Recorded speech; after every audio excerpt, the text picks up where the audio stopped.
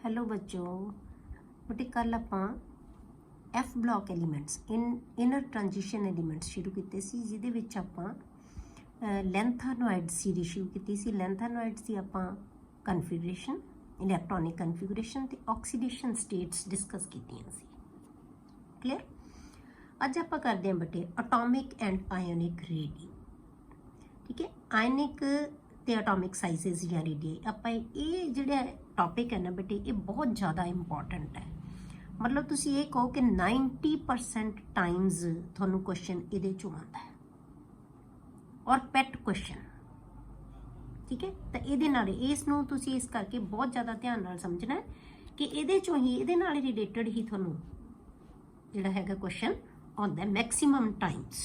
इस जे F block चो आएगा तो यही क्वेश्चन आएगा। The atomic and ionic radii decreases from one element to another। घटदा जांदा साइज है जिहड़ा। The overall decrease from lanthanum to lutetium। लैंथानम तो ਆਪਾਂ लैंथानम ਨੂੰ ਵੀ ਵਿੱਚ ਹੀ ਗਿਣਦੇ ਆ ਬੇਟੇ, ਕਿਉਂਕਿ ਇਹ लैंथानम ਨੂੰ ਹੀ ਫੋਲੋ ਕਰਦਾ ਹੈ। लैंथानम ਨਾਲ ਹੀ ਰਿਲੇਟਡ ਹੈ ਸਾਰਾ ਕੁਝ। ਤਾਂ लैंथानम ਤੋਂ lutetium ਜਦੋਂ ਜਾਣਦੇ ਆਪਾਂ is a unique feature in chemistry of lanthanide। मतलब ਜਿਹੜੀ डिक्रीज ਹੁੰਦੀ है ना, ओवरऑल डिक्रीज हो रही है जी लैंथानम तो ल्यूटीटियम तक, ये बेटे लैंथानोइड्स की कैमिस्ट्री दे विच एक यूनीक फीचर है। ठीक है, एक यूनीक फीचर है। The steady decrease in atomic and ionic sizes sorry the steady decrease in atomic and ionic sizes of lanthanoids with increasing atomic number is called lanthanide contraction। ਹੁਣ lanthanide contraction की है बेटे कि जिमें जिमें ਆਪਾਂ atomic number कहने हैं increase ਹੁੰਦਾ ਜਾਂਦਾ ਹੈ ਤਾਂ size है ਜਿਹੜਾ ਉਹ decrease ਹੁੰਦਾ ਜਾਂਦਾ ਹੈ। ਇਸ regular decrease in size ਨੂੰ ਅਸੀਂ ਕੀ ਕਹਿੰਦੇ ਹਾਂ lanthanide contraction, ਕਿ ਜਿਹਦੇ ਕਰਕੇ lanthanoids ਹੈ ਜਿਹੜੇ contract ਹੁੰਦੇ ਜਾਂਦੇ ਸਿकुड़ਦੇ ਜਾਂਦੇ ਆ।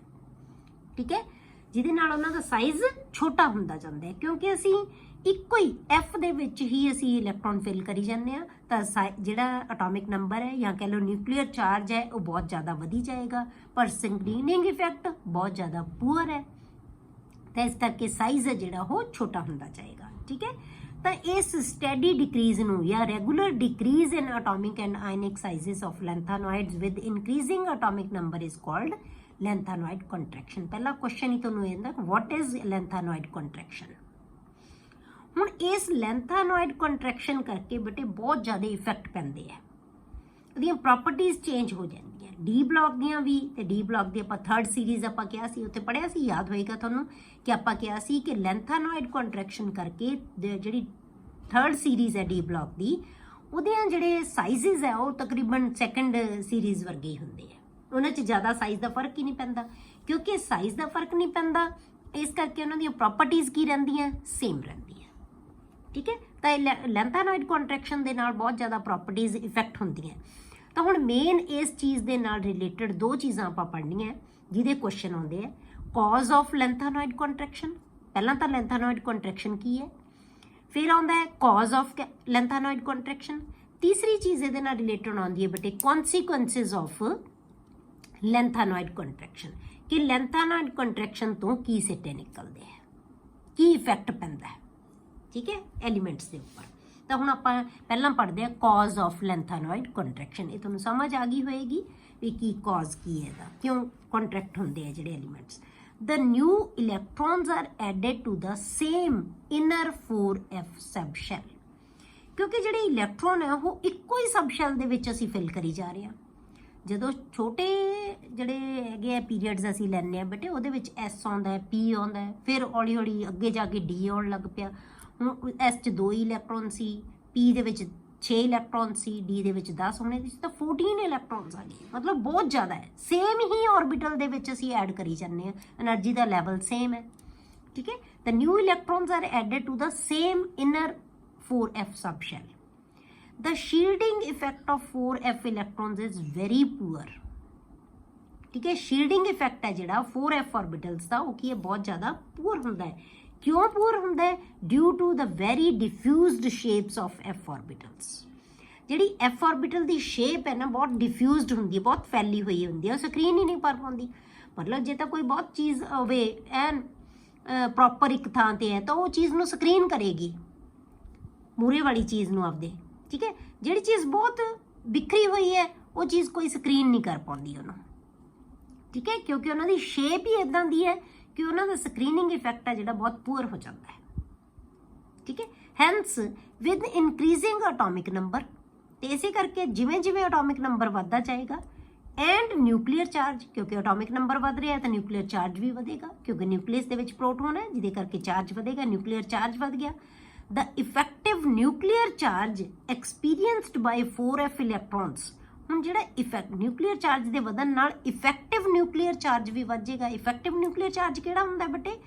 ਜਿਹੜਾ ਕਿ ਆਪਾਂ ਕਹਿੰਦੇ ਹਾਂ ਕਿ ਸਕਰੀਨਿੰਗ ਇਫੈਕਟ, ਜਦੋਂ ਆਪਾਂ ਨਿਊਕਲੀਅਰ ਚਾਰਜ ਦੇ ਵਿੱਚੋਂ ਆਪਾਂ ਸਕਰੀਨਿੰਗ ਇਫੈਕਟ ਨੂੰ ਮਾਈਨਸ ਕਰ ਦਿੰਦੇ ਆ ਨਾ ਤਾਂ ਉਹ ਇਫੈਕਟਿਵ ਨਿਊਕਲੀਅਰ ਚਾਰਜ ਰਹਿ ਜਾਂਦਾ ਹੈ। ਇਹ ਆਪਾਂ ਪਹਿਲਾਂ ਵੀ ਪੜ੍ਹਿਆ ਹੋਇਆ ਹੈ, ਠੀਕ ਹੈ। ਤਾਂ ਸਕਰੀਨਿੰਗ ਇਫੈਕਟ ਕੀ ਹੈ ਇਹਦਾ? ਬਹੁਤ ਪੂਅਰ ਹੈ, ਤਾਂ ਇਸ ਕਰਕੇ ਕੀ ਹੋਏਗਾ? ਇਫੈਕਟਿਵ ਨਿਊਕਲੀਅਰ ਚਾਰਜ ਹੈ ਜਿਹੜਾ ਉਹ ਬਹੁਤ ਵੱਧ ਜਾਏਗਾ। The effective nuclear charge experienced by 4f electrons increases। ਜਿਹੜੇ 4f electrons एक्सपीरियंस कर रहे हैं ना इफेक्टिव न्यूक्लियर चार्ज, मतलब की है कि न्यूक्लियस ਦਾ ਇਹਨਾਂ ਇਲੈਕਟ੍ਰੋਨਸ ਦੇ ਉੱਤੇ ਹੋਲਡ, ਠੀਕ ਹੈ, ਇਹਨਾਂ ਵੱਲ ਅਟਰੈਕਸ਼ਨ ਹੈ ਜਿਹੜੀ ਉਹ ਵੱਧ ਜਾਂਦੀ ਹੈ। ਕਿਉਂ? ਕਿਉਂਕਿ ਇਫੈਕਟਿਵ ਨਿਊਕਲੀਅਰ ਚਾਰਜ ਵੱਧ ਗਿਆ। ਜਦੋਂ ਅਟਰੈਕਸ਼ਨ ਵੱਧ ਜਾਏਗੀ ਤਾਂ ਸਾਈਜ਼ ਕੀ ਹੋਏਗਾ? ਛੋਟਾ ਹੋਏਗਾ। As a result there is decrease in size of lanthanoids. ਇਸ ਕਰਕੇ ਸਾਈਜ਼ ਹੈ ਜਿਹੜਾ ਉਹ ਡਿਕਰੀਜ਼ ਹੁੰਦਾ ਜਾਂਦਾ ਹੈ with increase in atomic number. ਜਿਵੇਂ ਜਿਵੇਂ ਅਸੀਂ ਐਟੋਮਿਕ ਨੰਬਰ ਨੂੰ ਵਧਾਉਂਦੇ ਜਾਂਦੇ ਹਾਂ ਤਾਂ ਸਾਈਜ਼ ਹੈ ਜਿਹੜਾ ਉਹ ਡਿਕਰੀਜ਼ ਹੋ ਜਾਂਦਾ ਹੈ। ਇਸ ਸਟੈਡੀ ਡਿਕਰੀਜ਼ ਨੂੰ ਜਾਂ ਰੈਗੂਲਰ ਡਿਕਰੀਜ਼ ਇਨ ਸਾਈਜ਼ ਨੂੰ ਅਸੀਂ ਕੀ ਕਹਿੰਦੇ ਹਾਂ? Lanthanoid contraction. ਤਾਂ ਇਹਦਾ ਕਾਜ਼ ਕੀ ਹੋ ਗਿਆ ਬੇਟੇ? Poor shielding effect of orbitals, 4f orbitals, ਠੀਕ ਹੈ। ਤੇ 4f ऑर्बिटल्स ਦੇ ਪੂਅਰ ਸ਼ੀਲਡਿੰਗ ਇਫੈਕਟ ਕਰਕੇ ਇਫੈਕਟਿਵ ਨਿਊਕਲੀਅਰ ਚਾਰਜ ਹੈ ਉਹ ਕੀ ਹੋ ਜਾਂਦਾ ਹੈ? ਇਨਕਰੀਜ਼ ਹੋ ਜਾਂਦਾ ਹੈ। ਕਲੀਅਰ? ਦੂਸਰੀ ਚੀਜ਼ ਆਪਾਂ ਕੀ ਹੈ ਕਿ ਇਲੈਕਟ੍ਰੋਨ ਹੈ ਜਿਹੜੇ ਅਸੀਂ ਇੱਕੋ ਹੀ ਸਬ ਸ਼ੈਲ ਦੇ ਵਿੱਚ ਐਡ ਕਰੀ ਜਾਂਦੇ ਹਾਂ। ਹੁਣ ਆਪਾਂ ਕਰਦੇ ਹਾਂ ਬੇਟੇ ਦੇ ਕਨਸੀਕੁਐਂਸਿਸ। ਇਹਦੇ ਕਨਸੀਕੁਐਂਸਿਸ ਕੀ ਹੈ? ਕਨਸੀਕੁਐਂਸਿਸ ਆਫ ਲੈਂਥੈਨੋਇਡ ਕੰਟਰੈਕਸ਼ਨ। ਬਹੁਤ ਕੇਅਰਫੁਲੀ ਕਰਨਾ ਬੇਟੇ ਇਹਨੂੰ, ਤੁਸੀਂ 2-3 ਵਾਰ ਚਾਹੇ ਦੇਖਿਓ ਪਰ ਪ੍ਰੋਪਰ ਸਮਝ ਆ ਜਾਣਾ ਚਾਹੀਦਾ, ਮਤਲਬ ਮੈਕਸਿਮਮ ਟਾਈਮਸ ਇਹੀ ਕੁਐਸਚਨ ਆਉਣਾ ਤੁਹਾਨੂੰ। Resemblance of second and third transition series. ਪਹਿਲਾ ਕਨਸੀਕੁਐਂਸ ਕੀ ਹੈ ਬੇਟੇ? ਇਸ ਲੈਂਥੈਨੋਇਡ ਕੰਟਰੈਕਸ਼ਨ ਕਰਕੇ ਜਿਹੜੀ ਥਰਡ ਤੇ ਸੈਕੰਡ ਟ੍ਰਾਂਜੀਸ਼ਨ ਸੀਰੀਜ਼ ਹੈ ਨਾ, ਕਿਉਂਕਿ ਸੈਕੰਡ ਟ੍ਰਾਂਜੀਸ਼ਨ ਸੀਰੀਜ਼ ਦੇ ਵਿੱਚ ਤਾਂ ਹੈ ਨਹੀਂ, ਥਰਡ ਟ੍ਰਾਂਜੀਸ਼ਨ ਸੀਰੀਜ਼ ਦੇ ਵਿੱਚ ਕੀ ਹੈ? ਐਫ ਬਲੌਕ ਆ ਜਾਂਦਾ ਹੈ ਤਾਂ ਲੈਂਥੈਨੋਇਡਸ ਆ ਜਾਂਦੇ ਹੈ। ਤਾਂ ਇਸ ਲੈਂਥੈਨੋਇਡਸ ਵਿੱਚ ਆਉਣ ਕਰਕੇ ਇਸ ਸੀਰੀਜ਼ ਦੇ ਸਾਈਜ਼ ਹੈ ਜਿਹੜੇ ਉਹ ਕੀ ਹੋ ਜਾਣਗੇ? ਛੋਟੇ ਹੋ ਜਾਣਗੇ। ਇਸ ਕਰਕੇ ਸੈਕੰਡ ਸੀਰੀਜ਼ ਨਾਲੋਂ ਇਹਨਾਂ ਦੇ ਵਿੱਚ ਬਹੁਤ ਜ਼ਿਆਦਾ ਫਰਕ ਨਹੀਂ ਪੈਂਦਾ। ਮਤਲਬ ਕੀ ਹੈ? ਕੰਟਰੈਕਸ਼ਨ ਦਾ ਫਰਕ ਕਿਹਦੇ ਤੇ ਪੈਂਦਾ ਹੈ? ਲੈਂਥੈਨੋਇਡ ਕੰਟਰੈਕਸ਼ਨ ਦਾ ਥਰਡ ਟ੍ਰਾਂਜੀਸ਼ਨ ਸੀਰੀਜ਼ ਦੇ ਉੱਤੇ। ਇਹਦੇ ਸਾਈਜ਼ ਛੋਟੇ ਹੋ ਜਾਂਦੇ ਹੈ, ਇਸੇ ਕਰਕੇ ਸੈਕੰਡ ਨਾਲੋਂ ਇਹਨਾਂ ਦੇ ਸਾਈਜ਼ ਜ਼ਿਆਦਾ ਵੱਡੇ ਨਹੀਂ ਹੁੰਦੇ। ਕਿਉਂ? ਕਿਉਂਕਿ ਆਪਾਂ ਜਦੋਂ ਨੀਚੇ ਗਰੁੱਪ ਵਿੱਚ ਜਾਂਦੇ ਆ ਤਾਂ ਸਾਈਜ਼ ਹਮੇਸ਼ਾ ਇਨਕਰੀਜ਼ ਹੁੰਦੇ ਜਾਂਦੇ ਆ, ਤਾਂ ਵਧਣਾ ਚਾਹੀਦਾ ਸਾਈਜ਼, ਪਰ ਇਹਦੇ ਨਾਲੋਂ ਜ਼ਿਆਦਾ ਸਾਈਜ਼ ਇਹਦੇ ਨਹੀਂ ਵੱਧਦੇ, ਤਕਰੀਬਨ ਉਹ ਨਹੀਂ ਰਹਿ ਜਾਂਦੇ ਡਿਊ ਟੂ ਲੈਂਥੈਨੋਇਡ ਕੰਟਰੈਕਸ਼ਨ। ਇਸ ਕਰਕੇ ਸੈਕੰਡ ਤੇ ਥਰਡ ਟ੍ਰਾਂਜੀਸ਼ਨ ਜਿਹੜੇ ਐਲੀਮੈਂਟਸ ਹੈ ਉਹਨਾਂ ਦੇ ਸਾਈਜ਼ ਕੀ ਰਹਿੰਦੇ ਆ? ਸੀਰੀਜ਼ ਦੇ ਸਾਈਜ਼ ਸੇਮ ਰਹਿੰਦੇ ਆ। After lanthanoids the increase in radii from second to third transition series almost vanishes। मतलब ਜਿਹੜੀ ਇਨਕਰੀਜ਼ ਹੋਣੀ ਚਾਹੀਦੀ ਹੈ ਨਾ ਰੇਡੀਆਈ ਦੇ ਵਿੱਚ, ਕਿਉਂਕਿ ਆਪਾਂ ਸੈਕੰਡ ਸੀਰੀਜ਼ ਤੋਂ ਨੀਚੇ ਨੂੰ ਜਾ ਰਹੇ ਹਾਂ ਬਟ ਥਰਡ ਸੀਰੀਜ਼ ਦੇ ਵਿੱਚ ਆਪਾਂ ਕਹਿੰਦੇ ਹਾਂ ਕਿ ਨਵੇਂ ਸ਼ੈਲ ਐਡ ਕਰਦੇ ਹਾਂ ਤਾਂ ਸਾਈਜ਼ ਵੱਧਦਾ ਜਾਂਦਾ ਹੈ। ਪਰ ਇਹ ਜਿਹੜੀ ਇਨਕਰੀਜ਼ ਹੋਣੀ ਚਾਹੀਦੀ ਸੀ ਨਾ ਜਿਹੜੀ ਰੇਡੀਆਈ ਦੇ ਵਿੱਚ, ਉਹ ਤਕਰੀਬਨ ਵੈਨਿਸ਼ ਹੋ ਜਾਂਦੀ ਹੈ, ਖਤਮ ਹੋ ਜਾਂਦੀ ਹੈ। ਇਹ ਇਨਕਰੀਜ਼ ਹੁੰਦੀ ਨਹੀਂ ਜ਼ਿਆਦਾ, ਠੀਕ ਹੈ। The pairs of elements ZR and HF, ਤੁਹਾਨੂੰ ਇਹ ਪੁੱਛਿਆ ਜਾਂਦਾ ਹੈ ਜ਼ਰਕੋਨੀਅਮ ਤੇ ਹਾਫਨੀਅਮ ਦਾ ਸਾਈਜ਼ ਹੈ ਤਕਰੀਬਨ ਸੇਮ ਕਿਉਂ ਹੈ? ਇਹ ਸੈਕੰਡ ਸੀਰੀਜ਼ ਹੈ, ਇਹ ਥਰਡ ਸੀਰੀਜ਼ ਦਾ ਹੈ। ਇਹਨਾਂ ਦੋਨਾਂ ਦੇ ਇਹ ਪੇਅਰਸ ਹੈ ਬਟ ਇਹ ਪੇਅਰਸ ਬਣਾਏ ਹੈ, ਇਹ ਸੈਕੰਡ ਦਾ, ਇਹ ਥਰਡ ਦਾ ਹੈ। ਕਲੀਅਰ?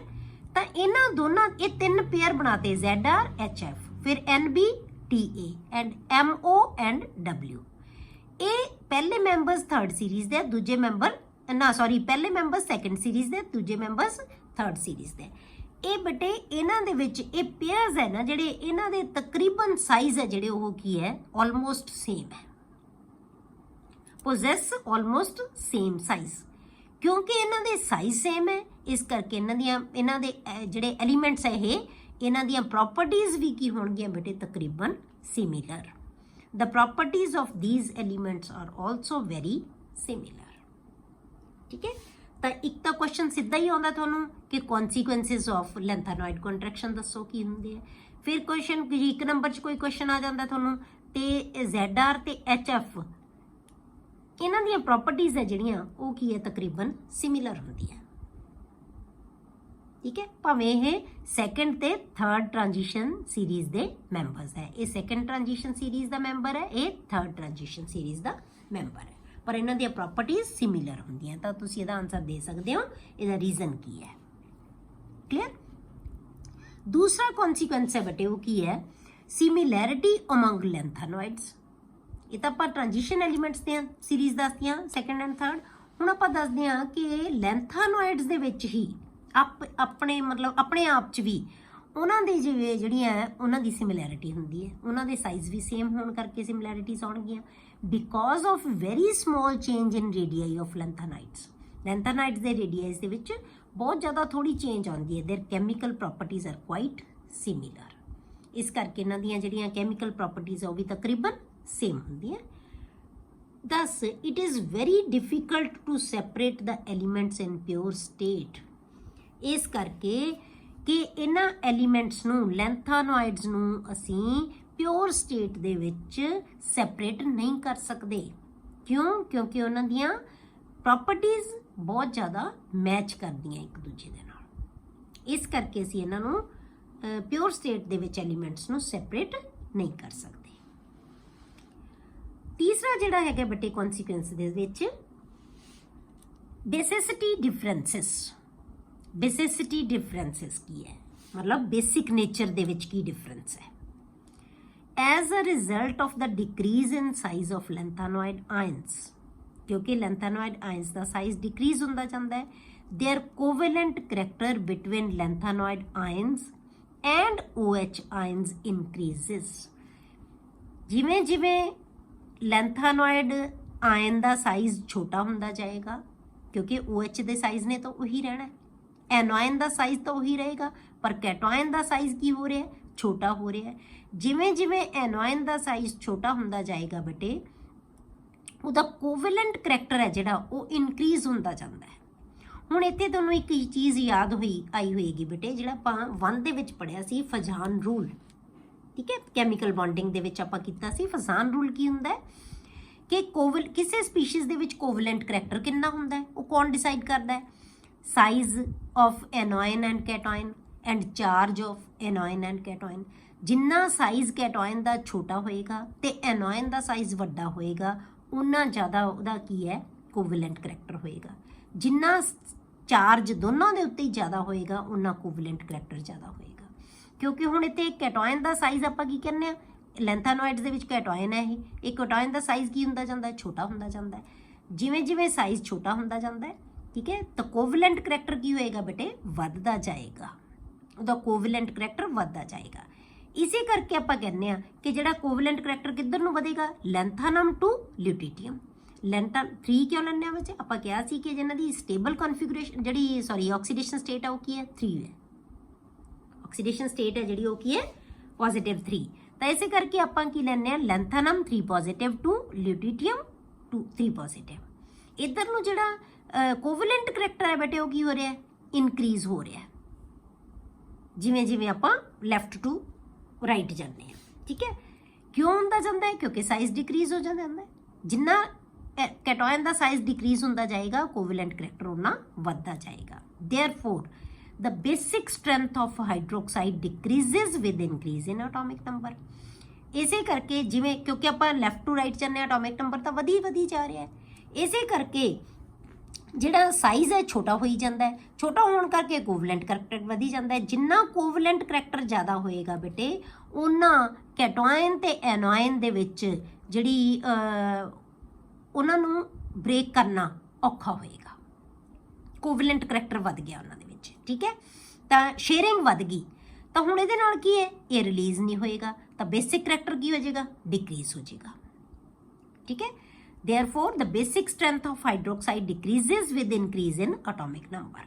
ਤਾਂ basic strength ਹੈ ਜਿਹੜੀ ਉਹ ਕੀ ਹੁੰਦੀ ਜਾਂਦੀ ਹੈ, ਡਿਕਰੀਜ਼ ਹੁੰਦੀ ਜਾਂਦੀ ਹੈ ਜਿਵੇਂ ਜਿਵੇਂ ਕੋਵੈਲੈਂਟ ਕਰੈਕਟਰ ਵੱਧਦਾ ਜਾਏਗਾ। Thus, LaOH3 is most basic while LuOH3 is least basic, ਠੀਕ ਹੈ, is least basic।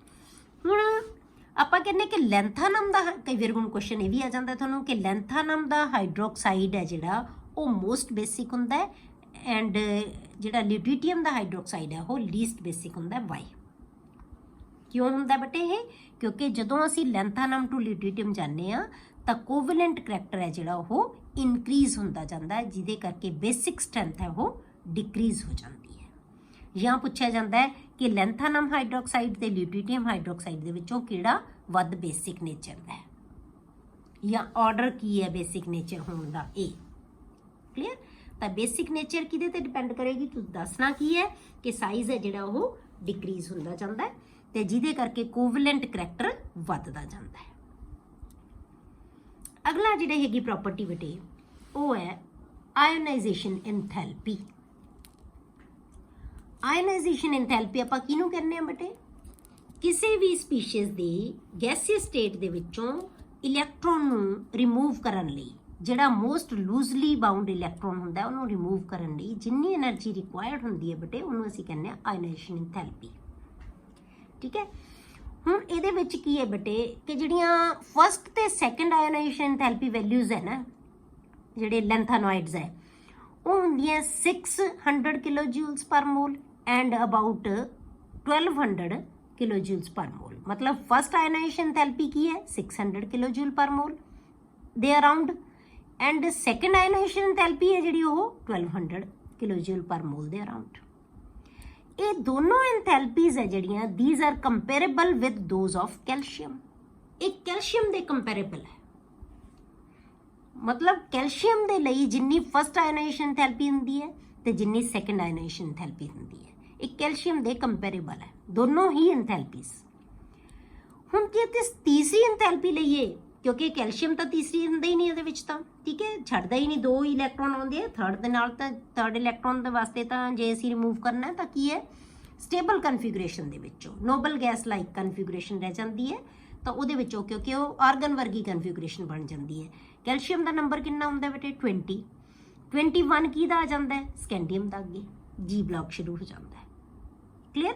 ਤਾਂ ਇਹਦੀਆਂ ਪ੍ਰੋਪਰਟੀਜ਼ ਹੈ ਜਿਹੜੀਆਂ ਕੈਲਸ਼ੀਅਮ ਨਾਲ ਮਿਲਦੀਆਂ, ਮੈਂ ਆਇਓਨਾਈਜੇਸ਼ਨ ਐਂਥੈਲਪੀਜ਼ ਹੈ ਜਿਹੜੀਆਂ ਉਹ ਕੀ ਹੈ ਕੈਲਸ਼ੀਅਮ ਦੇ ਨਾਲ ਮੈਚ ਕਰਦੀਆਂ। ਪਰ ਜਿਹੜੀ ਇਹਦੀ ਬੇਟੇ ਥਰਡ ਆਇਓਨਾਈਜੇਸ਼ਨ ਐਂਥੈਲਪੀ ਹੁੰਦੀ ਹੈ ਨਾ ਉਹਦੇ ਵਿੱਚ ਵੇਰੀਏਸ਼ਨ ਆਉਂਦੀ ਹੈ, ਇਹਦੇ ਨਾਲ ਤਾਂ ਕੰਪੈਰੀਜ਼ਨ ਕਰ ਨਹੀਂ ਸਕਦੇ ਆਪਾਂ ਥਰਡ ਦਾ। ਥਰਡ ਦੇ ਵਿੱਚ ਵੇਰੀਏਸ਼ਨ ਆਉਂਦੀ ਹੈ, ਉਹ ਵੇਰੀਏਸ਼ਨ ਕਿਸ ਵਜ੍ਹਾ ਕਰਕੇ ਹੁੰਦੀ ਹੈ ਬੇਟੇ, ਕਿਉਂਕਿ ਉਹਨਾਂ ਦੇ ਉਹ ਉਸ ਸਪੀਸ਼ੀਜ਼ ਦੀ ਸਟੇਬਿਲਿਟੀ ਨੂੰ ਇਫੈਕਟ ਕਰਦੀ ਹੈ, ਠੀਕ ਹੈ। ਹੁਣ ਜਿੰਨਾ ਵੀ ਆਇਨਸ ਦੇ ਵਿੱਚ 2 ਪੋਜ਼ਿਟਿਵ ਆਇਨਸ ਹੈ ਜਿਹੜੇ ਉਹ 3 ਪੋਜ਼ਿਟਿਵ ਆਇਨ ਕਦੋਂ ਬਣਾਉਣਗੇ, ਜੇ ਉਹਨਾਂ ਦੀ ਸਟੇਬਿਲਿਟੀ ਵੱਧ ਰਹੀ ਹੋਵੇ, ਠੀਕ ਹੈ। ਉਹ ਵਧੇਗੀ ਕਿਉਂ, ਜਾਂ ਤਾਂ F ਦੇ ਵਿੱਚੋਂ ਸਾਰੇ ਇਲੈਕਟ੍ਰੋਨ ਨਿਕਲ ਜਾਣਗੇ, F 0 ਰਹਿ ਜਾਏਗਾ, ਜਾਂ ਤੀਸਰਾ ਇਲੈਕਟ੍ਰੋਨ ਛੱਡਣ ਤੋਂ ਬਾਅਦ ਉਹਦੀ ਹਾਫ ਫਿਲਡ ਕਨਫੀਗੂਰੇਸ਼ਨ ਰਹਿੰਦੀ ਹੋਵੇ, F 7 ਰਹਿ ਰਿਹਾ ਹੋਵੇ, ਜਾਂ ਫਿਰ ਬੇਟੇ ਉਹ ਥਰਡ ਇਲੈਕਟ੍ਰੋਨ ਛੱਡਣ ਤੋਂ ਬਾਅਦ ਉਹ ਕੰਪਲੀਟਲੀ ਫਿਲਡ F 14 ਆਰਬਿਟਲ ਰਹਿ ਜਾਵੇ। ਇਹ 3 ਪੋਸੀਬਿਲਿਟੀ ਹੋ ਸਕਦੀਆਂ ਜਿਨ੍ਹਾਂ ਦੇ ਵਿੱਚ ਜਿਹੜੀ ਥਰਡ ਆਇਓਨਾਈਜੇਸ਼ਨ ਦੀ ਐਂਥੈਲਪੀ ਦੀ ਵੈਲਿਊ ਹੈ ਨਾ ਜਿਹੜੀ ਉਹ ਕੀ ਹੋਏਗੀ ਘੱਟ ਹੋਏਗੀ, ਮਤਲਬ ਤੀਸਰਾ ਇਲੈਕਟ੍ਰੋਨ ਛੱਡਣ ਵਾਸਤੇ ਉਹ ਵੈਲਿਊ ਘੱਟ ਹੋਏਗੀ ਕਿ ਇਸੇ ਕਰਕੇ ਵੇਰੀਏਸ਼ਨ ਆ ਜਾਂਦੀ ਹੈ ਉਹਦੇ ਵਿੱਚ। ਥਰਡ ਆਇਓਨਾਈਜੇਸ਼ਨ ਐਂਥੈਲਪੀ ਦੀ ਵੈਲਿਊ ਉਦੋਂ ਘੱਟ ਹੋਏਗੀ ਕਿਉਂਕਿ ਜਦੋਂ ਉਹਦੀ ਜਿਹੜੀ ਕਨਫੀਗੂਰੇਸ਼ਨ ਹੈ ਉਹ ਕੀ ਹੋ ਰਹੀ ਹੋਵੇ ਸਟੇਬਲ ਹੋ ਰਹੀ ਹੋਵੇ, ਠੀਕ ਹੈ। ਸਟੇਬਲ ਕਨਫੀਗੂਰੇਸ਼ਨ ਕਿਹੜੀ ਹੈ, ਜਾਂ ਤਾਂ F ਚੋਂ ਸਾਰੇ ਖਤਮ ਹੋ ਰਹੇ ਹੋਣ, ਜਾਂ ਹਾਫ ਫਿਲਡ ਹੋ ਰਿਹਾ ਹੋਵੇ, ਜਾਂ ਕੰਪਲੀਟਲੀ ਫਿਲਡ ਹੋ ਰਿਹਾ ਹੋਵੇ, ਠੀਕ ਹੈ। ਦੇਅਰਫੋਰ the values of third ionization enthalpy of lanthanum ਦੇ ਵਿੱਚ ਜੇ ਆਪਾਂ ਤੀਸਰਾ ਇਲੈਕਟ੍ਰੋਨ ਕੱਢ ਦਾਂਗੇ ਤਾਂ ਕੀ ਰਹਿ ਜਾਏਗਾ ਬੇਟੇ 4f0। 6s ਚੋਂ 2 ਇਲੈਕਟ੍ਰੋਨ ਗਏ, d ਚੋਂ 1 ਇਲੈਕਟ੍ਰੋਨ ਗਿਆ, 4f 'ਚ 0 ਰਹਿ ਗਿਆ। ਫਿਰ ਗੈਡੋਲੀਨੀਅਮ, ਇਹਦੇ ਵਿੱਚ 4f7 ਹੈ, 6s ਚੋਂ 0 ਗਿਆ, d ਚੋਂ 1 ਗਿਆ, 6s ਚੋਂ 2 ਗਏ ਸੌਰੀ, d ਚੋਂ 1 ਗਿਆ, 3 ਇਲੈਕਟ੍ਰੋਨ ਗਏ, 4f7 ਰਹਿ ਰਿਹਾ ਹੈ 3 ਇਲੈਕਟ੍ਰੋਨ ਛੱਡਣ ਤੋਂ ਬਾਅਦ, ਇਹ ਵੀ ਸਟੇਬਲ ਕਨਫੀਗਰੇਸ਼ਨ ਹੈ। ਤੇ ਇਸੇ ਤਰ੍ਹਾਂ ਲਿਊਟੀਟੀਅਮ ਦੇ ਵਿੱਚ ਤੀਸਰਾ ਇਲੈਕਟ੍ਰੋਨ ਛੱਡਣ ਤੋਂ ਬਾਅਦ ਉਹਦੀ ਕਨਫੀਗਰੇਸ਼ਨ ਕੀ ਰਹਿ ਰਹੀ ਹੈ ਬੇਟੇ 4f14, ਬਾਕੀ ਸਾਰੇ ਇਲੈਕਟ੍ਰੋਨ ਖਤਮ। these are abnormally low, ਇਹ ਆਮ ਨਾਲੋਂ ਜਿਹੜੀਆਂ ਥਰਡ ਆਇਓਨਾਈਜੇਸ਼ਨ ਐਂਥੈਲਪੀਜ਼ ਹੈ ਇਹਨਾਂ 3 ਐਲੀਮੈਂਟਸ ਦੀਆਂ ਉਹ ਕੀ ਹੁੰਦੀਆਂ ਆਮ ਨਾਲੋਂ ਲੋ ਹੋਣਗੀਆਂ, ਐਬਨੋਰਮਲੀ ਲੋ ਹੋਣਗੀਆਂ। ਕਿਉਂ ਹੋਣਗੀਆਂ? ਇਹਦੀ ਵਜ੍ਹਾ ਸਾਨੂੰ ਪਤਾ ਲੱਗ ਗਈ ਬੇਟੇ, ਕਿਉਂਕਿ ਇਹਦੇ ਨਾਲ ਕੀ ਹੈ ਕਿ ਇਹ ਤਿੰਨਾਂ ਦੀ ਜਿਹੜੀ ਕਨਫੀਗਰੇਸ਼ਨ ਹੈ ਉਹ ਕੀ ਹੋ ਰਹੀ ਹੈ, ਤੀਸਰਾ ਇਲੈਕਟ੍ਰੋਨ ਛੱਡਣ ਤੋਂ ਬਾਅਦ ਸਟੇਬਲ ਕਨਫੀਗਰੇਸ਼ਨ ਹੋ ਰਹੀ ਹੈ। ਬੇਟੇ ਉਹੀ ਚੀਜ਼ ਹੈ ਆਇਓਨਾਈਜੇਸ਼ਨ ਐਂਥੈਲਪੀ ਵਾਸਤੇ ਜੋ ਆਪਾਂ ਐਸ ਬਲਾਕ 'ਚ ਪੜ੍ਹਿਆ ਸੀ 1 ਦੇ ਵਿੱਚ, ਫਿਰ ਆਪਾਂ ਪੀ ਬਲਾਕ ਪੜ੍ਹਿਆ, ਫਿਰ ਆਪਾਂ ਡੀ ਬਲਾਕ ਪੜ੍ਹਿਆ, ਹੁਣ ਆਪਾਂ ਐਫ ਪੜ੍ਹ ਰਹੇ ਹਾਂ। ਸੇਮ ਜਿਹੜਾ ਹੈਗਾ ਤੁਹਾਡੇ ਕੋਲ ਆਏਗਾ ਆਇਓਨਾਈਜੇਸ਼ਨ ਐਂਥੈਲਪੀ ਦਾ ਰੀਜ਼ਨ ਕੀ ਹੈ। ਤੇ ਆਪਾਂ ਕਹਿੰਦੇ ਹਾਂ, ਪਹਿਲਾਂ ਵੀ ਕਹਿੰਦੇ ਹਾਂ ਕਿ ਆਇਓਨਾਈਜੇਸ਼ਨ ਐਂਥੈਲਪੀ ਹੈ ਜਿਹੜੀ, ਜੇ ਆਇਓਨਾਈਜੇਸ਼ਨ ਐਂਥੈਲਪੀ ਉਦੋਂ ਘਟ ਜਾਂਦੀ ਹੈ ਜੇ ਉਹਦੀ ਸਟੇਬਲ ਕਨਫੀਗਰੇਸ਼ਨ ਹੋ ਰਹੀ ਹੋਵੇ ਤਾਂ, ਠੀਕ ਹੈ। ਤਾਂ ਇਹ ਘੱਟ ਕਿਉਂ ਹੈ? ਕਿਉਂਕਿ ਇਹਨਾਂ ਦੀ ਕਨਫੀਗਰੇਸ਼ਨ ਹੈ ਜਿਹੜੀ ਉਹ ਸਟੇਬਲ ਹੋ ਰਹੀ ਹੈ, ਇਸ ਕਰਕੇ ਥਰਡ ਆਇਓਨਾਈਜੇਸ਼ਨ ਐਂਥੈਲਪੀ ਹੈ ਜਿਹੜੀ ਉਹ ਘੱਟ ਹੋਏਗੀ। ਕਲੀਅਰ? ਅਗਲੀ ਜਿਹੜੀ ਪ੍ਰੋਪਰਟੀ ਹੈ ਬੇਟੇ ਉਹ ਹੈ ਕਲਰ। ਨੈਕਸਟ ਪ੍ਰੋਪਰਟੀ ਆਪਾਂ ਕਰਦੇ ਹਾਂ ਕਲਰ, ਕਿ ਜਿਹੜੇ ਲੈਂਥਾਨੋਇਡਸ ਦੇ ਆਇਨਸ ਹੁੰਦੇ ਆ ਆਮ ਤੌਰ ਤੇ ਕਲਰਡ ਹੁੰਦੇ ਆ। ਦ ਲੈਂਥਾਨੋਇਡਸ ਆਰ ਸਿਲਵਰੀ ਵਾਈਟ ਕਲਰ ਦੇ ਹੁੰਦੇ ਆ ਇਹ, ਬਟ ਮੈਨੀ ਆਫ ਦਾ ਟ੍ਰਾਈਬਲ, ਪਰ ਇਹ ਨਾ ਐਕਟਿਵ, ਇਹ ਜਿਹੜੇ ਰਿਐਕਟਿਵ ਬਹੁਤ ਜ਼ਿਆਦਾ ਹੁੰਦੇ ਆ ਬੇਟੇ, ਇਹ ਟਰਨਿਸ਼ ਹੋ ਜਾਂਦੇ ਨਾਲ ਦੀ ਨਾਲ, ਰਿਐਕਟਿਵ ਬਹੁਤ ਜ਼ਿਆਦਾ ਹੁੰਦੇ ਆ ਲੈਂਥਾਨੋਇਡਸ ਹੈ ਜਿਹੜੇ, but many of the trivalent ions of lanthanoids are colored in the solid state as well as in solution। पर बहुत सारे जेडे trivalent ions है, trivalent का मतलब 3 पॉजिटिव जेडे ions बनाते हैं, Ln3 पॉजिटिव कह लो तुसी, trivalent ions है जेडे lanthanoids दे वो colored होंगे हैं in solid state as well as in solutions। clear? ਹੁਣ ਕਲਰ ਕਿਉਂ ਆਉਂਦਾ ਬੇਟੇ? ਬਿਲਕੁਲ ਉਹੀ ਚੀਜ਼ ਜੋ ਆਪਾਂ ਡੀ ਬਲਾਕ ਐਲੀਮੈਂਟ ਦੇ ਵਿੱਚ ਕਿਉਂ ਆਪਾਂ ਕਿਹਾ ਸੀ ਕਿ ਡੀ ਟ੍ਰਾਂਜੀਸ਼ਨ ਕਰਕੇ, ਕਿ ਇੱਕੋ ਹੀ ਤਰ੍ਹਾਂ ਦੇ ਆਰਬਿਟਲਸ ਦੇ ਵਿੱਚ ਜਿਹੜੀ ਐਕਸਾਈਟੇਸ਼ਨ ਹੋ ਜਾਂਦੀ ਹੈ, ਡੀ ਦੇ ਵਿੱਚੋਂ ਹੀ ਡੀ 'ਚ ਐਕਸਾਈਟ ਹੋ ਜਾਂਦੇ ਆ ਜਿਹੜੇ ਇਲੈਕਟ੍ਰੋਨ ਹੈ, ਤਾਂ ਉਹਨਾਂ ਕਰਕੇ ਡੀ ਟ੍ਰਾਂਜੀਸ਼ਨ ਕਰਕੇ ਆਪਾਂ ਕਿਹਾ ਸੀ ਕਿ ਜਿਹੜੇ ਐਲੀਮੈਂਟਸ ਹੈ ਉਹ ਕਲਰਡ ਹੁੰਦੇ ਆ। The colour of the ions arises due to the absorption in visible region of the spectrum. Visible region ਦੇ ਵਿੱਚੋਂ, ਸਪੈਕਟਰਮ ਦੇ ਵਿਜ਼ੀਬਲ ਰੀਜਨ ਦੇ ਵਿੱਚੋਂ ਇਹ ਲਾਈਟ ਹੈ ਜਿਹੜੀ ਅਬਜ਼ਰਵ ਕਰਦੇ ਆ, ਰਿਜ਼ਲਟਿੰਗ ਐਫ ਟ੍ਰਾਂਜੀਸ਼ਨ। ਉੱਥੇ ਆਪਾਂ ਡੀ ਟ੍ਰਾਂਜੀਸ਼ਨ ਕਿਹਾ ਸੀ, ਇੱਥੇ ਕੀ ਹੁੰਦੀ ਹੈ ਐਫ ਟ੍ਰਾਂਜੀਸ਼ਨ, ਪਰ ਇੱਥੇ ਤੁਹਾਨੂੰ ਡਿਟੇਲਸ ਨਹੀਂ ਹੈਗੀਆਂ ਬੇਟੇ ਇਹਦੀਆਂ ਬਿਲਕੁਲ ਵੀ ਐਫ ਬਾਰੇ, ਇਹ ਤੁਹਾਨੂੰ ਹਾਇਰ ਕਲਾਸਿਸ ਦੇ ਵਿੱਚ ਆਏਗੀ, ਠੀਕ ਹੈ। ਸਿਰਫ ਇੰਨੀ ਚੀਜ਼ ਹੈ ਤੁਹਾਨੂੰ ਇਹੀ ਆਪਾਂ ਡਿਸਕਸ ਕਰ ਰਹੇ ਹਾਂ ਆਪਾਂ, ਠੀਕ ਹੈ। ਤਾਂ ਕਿਹਦੀ ਵਜ੍ਹਾ ਕਰਕੇ ਬੇਟੇ ਇਹ ਐਫ ਟ੍ਰਾਂਜੀਸ਼ਨਸ ਕਰਕੇ, because they partly filled orbitals, ਉਹਨਾਂ ਦੇ orbitals ਹੈ ਜਿਹੜੇ ਬੇਟੇ ਉਹ ਕੀ ਹੁੰਦੇ ਆ partly filled ਹੁੰਦੇ ਆ। ਆਪਾਂ ਪਹਿਲਾਂ ਵੀ ਕਿਹਾ ਸੀ ਕਿ ਜੇ partly filled ਹੈ ਜਾਂ partially filled ਹੈ ਤਾਂ ਉਹਨਾਂ ਦੇ ਵਿੱਚ ਡੀ ਟ੍ਰਾਂਜੀਸ਼ਨਸ ਪੋਸੀਬਲ ਸੀ, ਇਸੇ ਤਰ੍ਹਾਂ ਇਹਨਾਂ ਦੇ ਵਿੱਚ ਤਾਂ ਇਹ ਆਮ ਤੌਰ ਤੇ ਹੀ ਇਹਨਾਂ ਦੇ ਵਿੱਚ partly filled ਹੋਣਗੇ, ਕਿਉਂਕਿ ਦੇਖੋ ਤੁਸੀਂ ਕਿੱਥੋਂ ਤੱਕ ਜਾਣਾ ਹੈ, ਐਸ ਵਿੱਚ ਤਾਂ ਬੇਟੇ ਸਿਰਫ 1 ਇਲੈਕਟ੍ਰੋਨ ਨਾਲ ਹੀ ਹੋਏਗਾ, ਪੀ ਦੇ ਵਿੱਚ ਸਿਰਫ ਜੇ 2 ਇਲੈਕਟ੍ਰੋਨ ਹੈ, 3 ਹੈ, 4 ਹੈ, 5 ਹੈ, 6 ਹੈ, ਉਹਦੇ ਵਿੱਚੋਂ 3 ਆ ਗਏ, 4 ਆ ਗਏ ਤਾਂ ਫਿਰ ਪੇਅਰ ਹੋਣ, ਬਹੁਤ ਥੋੜੇ ਇਲੈਕਟ੍ਰੋਨ ਅਨਪੇਅਰਡ ਹੋਣਗੇ। ਡੀ 'ਚ ਉਦੋਂ ਵੱਧ ਗਏ ਸੀ, ਐਫ 'ਚ ਤਾਂ ਬਹੁਤ ਹੀ ਜ਼ਿਆਦਾ ਹੋਣਗੇ। ਕਿਉਂ? ਕਿਉਂਕਿ 14 ਇਲੈਕਟ੍ਰੋਨਸ ਹੈ, 14 ਦੇ ਵਿੱਚ ਤਾਂ ਬਹੁਤ 7 ਤੱਕ ਤਾਂ ਦੇਖੋ ਤੁਸੀਂ ਜਾਣਗੇ ਅਨਪੇਅਰਡ, ਫਿਰ ਪੇਅਰਿੰਗ ਸਟਾਰਟ ਹੋ ਜਾਏਗੀ ਤਾਂ ਫਿਰ ਕੀ ਹੋਏਗੀ, ਉਹਨਾਂ 'ਚੋਂ ਇੱਕ ਘਟਣ ਲੱਗ ਜਾਏਗਾ, ਫਿਰ ਵੀ ਅਨਪੇਅਰਡ ਬਹੁਤ ਹੋਣਗੇ। ਮਤਲਬ ਕਿ ਇਹ ਬਹੁਤ ਜ਼ਿਆਦਾ ਚਾਂਸਸ ਹੈ ਉਹਨਾਂ ਕੋਲੇ ਕਿ ਪਾਰਟਲੀ ਫਿਲਡ ਹੈ ਜਿਹੜੇ ਆਰਬਿਟਲਸ ਹੋਣਗੇ। ਹੁਣ ਇੱਥੇ ਦੇਖੋ ਤੁਸੀਂ ਲੈਂਥਾਨਮ 3 positive 4f0 and lutetium 3 positive 4f14 do not show any color।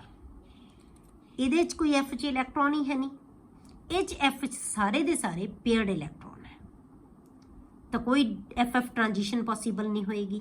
ਤਾਂ ਇਸ ਕਰਕੇ ਇਹ ਦੋਨੋਂ ਕੋਈ ਕਲਰ ਸ਼ੋ ਨਹੀਂ ਕਰਦੇ। ਬਾਕੀ ਸਾਰਿਆਂ ਦੇ ਟ੍ਰਾਈਵੈਲੈਂਟ ਆਇਨਸ, ਟ੍ਰਾਈਵੈਲੈਂਟ ਆਇਨ ਨਹੀਂ ਲਏ ਨਾ ਆਪਾਂ ਦੋਨਾਂ ਦੇ, ਆਪਾਂ ਇਹੀ ਕਿਹਾ ਕਿ ਟ੍ਰਾਈਵੈਲੈਂਟ ਆਇਨਸ ਆ ਜਿਹੜੇ, ਇਹ ਕੋਈ ਕਲਰ ਸ਼ੋ ਨਹੀਂ ਕਰਦੇ, ਪਰ ਬਾਕੀ ਸਾਰੇ ਜਿਹੜੇ ਉਹ ਕਲਰ ਹੁੰਦੇ ਆ। ਇਟ ਇਜ਼ ਓਬਜ਼ਰਵਡ ਦੈਟ, ਬਹੁਤ ਜਿਹੜੀ ਹੈਗੀ ਇੰਪੋਰਟੈਂਟ ਚੀਜ਼, it is observed that the colour of the ions containing NF electrons is about the same as those with 14 minus F electrons, 14 minus NF electrons। ਹੁਣ ਇਹਦਾ ਮਤਲਬ ਕੀ ਹੈ ਬੇਟੇ ਕਿ ਜਿਹੜੇ ਐਲੀਮੈਂਟਸ ਦੇ ਵਿੱਚ NF ਇਲੈਕਟ੍ਰੋਨਸ ਹੈ, N ਦਾ ਮਤਲਬ 1 2 3 4 ਜਿੰਨੇ ਵੀ ਇਲੈਕਟ੍ਰੋਨ ਹੈ, ਉਹਨਾਂ ਦੇ ਜਿਹੜੇ ਬੇਟੇ ਕਲਰ ਹੋਣਗੇ ਨਾ, ਜੇ ਸਪੋਜ਼ ਕਰੋ N ਦੀ ਵੈਲਿਊ 1 ਹੈ, 1 ਇਲੈਕਟ੍ਰੋਨ ਹੈ F 'ਚ, ਠੀਕ ਹੈ, ਉਸ ਐਲੀਮੈਂਟ ਦਾ ਜਿਹੜਾ ਕਲਰ ਹੋਏਗਾ ਤਕਰੀਬਨ ਉਹੀ ਕਲਰ 14 ਮਾਈਨਸ N, ਮਤਲਬ ਕੀ ਹੈ 14 ਦੇ ਵਿੱਚੋਂ 1 ਘਟਾ ਦਈਏ, N ਨੂੰ ਅਸੀਂ 1 ਮੰਨਿਆ, 14 ਚੋਂ 1 ਘਟਾ ਦਈਏ ਤਾਂ ਕੀ ਰਹਿ ਗਿਆ 13, 13 F ਜਿਹੜਾ F ਦੇ ਵਿੱਚ 13 ਇਲੈਕਟ੍ਰੋਨ ਹੈ, ਉਹਦਾ ਕਲਰ ਵੀ ਸੇਮ ਹੋਏਗਾ। ਕਿਉਂ? ਕਿਉਂਕਿ ਦੋਨਾਂ ਦੇ ਵਿੱਚ ਹੀ ਅਨਪੇਅਰਡ ਇਲੈਕਟ੍ਰੋਨ ਇੱਕ ਹੀ ਹੋਏਗਾ, ਇਹਦੇ ਕੋਲੇ ਵੀ 1 ਹੈ, 13 ਹੈ ਜਿਹੜੇ, ਉਹਦੇ ਕੋਲ ਵੀ ਕੀ ਹੋਏਗਾ 1 ਹੋਏਗਾ। ਜੇ ਆਪਾਂ 2 ਲੈ ਲਈਏ, 2 ਇਲੈਕਟ੍ਰੋਨ ਲੈ ਲਈਏ F ਦੇ ਵਿੱਚ, ਜਿਹੜਾ ਕਲਰ ਉਹਦਾ ਹੋਏਗਾ ਉਹੀ ਕਲਰ 14 ਮਾਈਨਸ 2 ਕਰ ਦਈਏ 12, 12 ਜਦੋਂ ਇਲੈਕਟ੍ਰੋਨ ਹੋ ਜਗੇ ਜਿਹੜੇ F ਦੇ ਵਿੱਚ, ਤਾਂ ਅਨਪੇਅਰਡ ਕਿੰਨੇ ਰਹਿ ਗਏ ਬੇਟੇ? ਸਿਰਫ 2 ਰਹਿ ਗਏ। ਤਾਂ ਜਿੰਨਾ N ਦਾ ਨੰਬਰ ਹੈ ਉਨੇ ਹੀ ਅਨਪੇਅਰਡ ਇਲੈਕਟ੍ਰੋਨ ਰਹਿਣਗੇ। ਇਸ ਕਰਕੇ ਬੇਟੇ ਕਿ ਜਿੰਨੇ NF ਇਲੈਕਟ੍ਰੋਨਸ ਹੋਣਗੇ ਕਿਸੇ ਐਲੀਮੈਂਟ ਦੇ, ਠੀਕ ਹੈ, ਉਹਦਾ ਜਿਹੜਾ ਕਲਰ ਹੋਏਗਾ ਉਹੀ ਕਲਰ ਹੋਏਗਾ ਜੇ ਅਸੀਂ 14 ਮਾਈਨਸ NF ਇਲੈਕਟ੍ਰੋਨਸ ਜਿਹੜੀ ਸਪੀਸ਼ੀਜ਼ ਹੋਣਗੇ ਉਹਦਾ ਵੀ ਕਲਰ ਉਹੀ ਹੋਏਗਾ। ਕਲੀਅਰ ਹੋ ਗਿਆ? ਨੈਕਸਟ ਹੈ ਬੇਟੇ ਮੈਗਨੈਟਿਕ ਪ੍ਰੋਪਰਟੀਜ਼, ਠੀਕ ਹੈ, ਮੈਗਨੈਟਿਕ ਪ੍ਰੋਪਰਟੀਜ਼। ਮੈਗਨੈਟਿਕ ਪ੍ਰੋਪਰਟੀਜ਼ ਕੀ ਹੈ? ਦ ions which contain all paired electrons are diamagnetic। ਆਪਾਂ ਕਿਹਨੂੰ ਕਹਿੰਦੇ ਆਪਾਂ ਪਹਿਲਾਂ ਵੀ ਡੀ ਬਲੌਕ 'ਚ ਵੀ ਇਹੀ ਪੜ੍ਹਿਆ ਸੀ ਆਪਾਂ ਕਿ ਜਿਸ ਸਪੀਸ਼ੀਜ਼ ਕੋਲ ਸਾਰੇ ਦੇ ਸਾਰੇ ਪੇਅਰਡ ਇਲੈਕਟ੍ਰੋਨ ਹੋਣਗੇ ਉਹ ਡਾਇਮੈਗਨੈਟਿਕ ਹੈ, ਜਿਹਦੇ ਕੋਲ ਅਨਪੇਅਰਡ ਇਲੈਕਟ੍ਰੋਨ ਹੋਣਗੇ ਉਹ ਪੈਰਾਮੈਗਨੈਟਿਕ ਹੈ। ਡਾਇਮੈਗਨੈਟਿਕ ਕੀ ਹੈ? these are repelled by the magnetic field and paramagnetic species are attracted by the magnetic field। ਠੀਕ ਹੈ, ਆਪਾਂ ਡਿਟੇਲ ਪੜ੍ਹੀ ਹੋਈ ਹੈ ਉੱਥੇ। ਹੁਣ ਇਹਨਾਂ ਦੇ ਵਿੱਚ ਆਪਾਂ ਕੀ ਕਿਹਾ ਕਿ ਜਿਨ੍ਹਾਂ ਕੋਲ ਆਇਨਸ ਕੋਲ ਅਨਪੇਅਰਡ ਇਲੈਕਟ੍ਰੋਨ ਨਹੀਂ ਹੋਣਗੇ ਜਾਂ ਪੇਅਰਡ ਹੋਣਗੇ ਸਾਰੇ, ਉਹ ਡਾਇਮੈਗਨੈਟਿਕ ਹੈ, ਤੇ ਜਿਨ੍ਹਾਂ ਕੋਲ ਅਨਪੇਅਰਡ ਇਲੈਕਟ੍ਰੋਨ ਹੋਣਗੇ ਦੋਜ਼ ਕੰਟੇਨਿੰਗ ਅਨਪੇਅਰਡ ਇਲੈਕਟ੍ਰੋਨਸ ਆਰ ਪੈਰਾਮੈਗਨੈਟਿਕ। ਠੀਕ ਹੈ, the lanthanoid ions La3 positive and Ce4 positive। ਠੀਕ ਹੈ, ਕਿਹੜਾ? ਲੈਂਥਨਮ ਲੈ ਲਿਆ ਆਪਾਂ ਤੇ Ce ਸੀਰੀਅਮ ਲੈ ਲਿਆ। ਠੀਕ ਹੈ, ਹੁਣ ਇਹਨਾਂ ਦੇ ਦੋਨਾਂ ਦੇ ਵਿੱਚ ਕੀ ਹੈ ਤੁਹਾਡੇ ਕੋਲੇ ਜਿਹੜੇ ਵਿਦ 4f0 ਕਨਫਿਗਰੇਸ਼ਨ, ਕਿਉਂਕਿ ਇਹ 3 ਇਲੈਕਟ੍ਰੋਨ ਛੱਡਣ ਤੋਂ ਬਾਅਦ 4f0 ਹੋ ਜਾਂਦਾ ਹੈ, ਇਹ 4 ਇਲੈਕਟ੍ਰੋਨ ਛੱਡਣ ਤੋਂ ਬਾਅਦ 0 ਹੋ ਜਾਂਦਾ ਹੈ। ਆਪਾਂ ਤੁਹਾਨੂੰ ਯਾਦ ਹੋਏਗਾ ਜਦੋਂ ਆਪਾਂ ਆਕਸੀਡੇਸ਼ਨ ਸਟੇਟ ਕੀਤੀ ਸੀ ਤੇ ਉੱਥੇ ਆਪਾਂ ਕਿਹਾ ਸੀ ਕਿ Ce ਦੀ 4 ਪੋਜ਼ਿਟਿਵ ਆਕਸੀਡੇਸ਼ਨ ਸਟੇਟ ਵੀ ਹੋ ਸਕਦੀ ਹੈ। ਕਿਉਂ? ਕਿਉਂਕਿ 4 ਇਲੈਕਟ੍ਰੋਨ ਲੂਜ਼ ਕਰਨ ਤੋਂ ਬਾਅਦ ਇਹਦੀ ਸਟੇਬਲ ਕਨਫਿਗਰੇਸ਼ਨ ਹੋ ਜਾਂਦੀ ਹੈ, 4f0 ਹੋ ਜਾਂਦਾ ਹੈ। ਇਸ ਕਰਕੇ ਇਹਦੀ ਆਕਸੀਡੇਸ਼ਨ ਸਟੇਟ ਸਟੇਬਲ ਹੁੰਦੀ ਹੈ। ਇਹ ਆਪਾਂ ਉੱਥੇ ਡਿਸਕਸ ਕੀਤਾ ਸੀ। ਤਾਂ ਇਹਨਾਂ ਦੋਨਾਂ ਦੇ ਵਿੱਚ 4f0 ਰਹਿ ਗਿਆ, ਇਸ ਕਰਕੇ ਇਹ ਦੋਨੋਂ, ਠੀਕ ਹੈ, ਤੇ ਅਗਲਾ ਆ ਗਿਆ ਯੂਟਰੀਅਮ ਤੇ ਦੂਸਰਾ ਆ ਗਿਆ ਤੁਹਾਡੇ ਕੋਲੇ ਲਿਊਟੀਟੀਅਮ। YB2 positive and LU3 positive. ਇਹਨਾਂ ਦੋਨਾਂ ਦੀ ਕਨਫਿਗਰੇਸ਼ਨ ਹੈ ਬੇਟੇ ਉਹ 4f14 ਹੈ। ਮਤਲਬ ਨਾ ਇਹਦੇ ਕੋਲ ਕੋਈ ਅਨਪੇਅਰਡ ਇਲੈਕਟ੍ਰੋਨ ਹੈ ਨਾ ਇਹਦੇ ਕੋਲ ਅਨਪੇਅਰਡ ਇਲੈਕਟ੍ਰੋਨ ਹੈ। ਮਤਲਬ ਇਹ 4 ਆਇਨਸ ਆ ਗਏ ਤੁਹਾਡੇ ਕੋਲੇ, La3 positive, Ce4 positive with configuration 4f0 and YB2 positive and lutetium Lu3 positive with 4f14 configuration are diamagnetic। ਇਹ ਕੀ ਹੈ? diamagnetic ਹੈ। ਕਿਉਂ? ਕਿਉਂਕਿ ਅਨਪੇਅਰਡ ਇਲੈਕਟ੍ਰੋਨ ਕੋਈ ਨਹੀਂ। all other ions are paramagnetic। ਬਾਕੀ ਸਾਰੇ ਦੇ ਸਾਰੇ ਆਇਨਸ ਕੀ ਹੋਣਗੇ ਬੇਟੇ? ਪੈਰਾਮੈਗਨੈਟਿਕ ਨੇਚਰ ਦੇ। ਕਲੀਅਰ?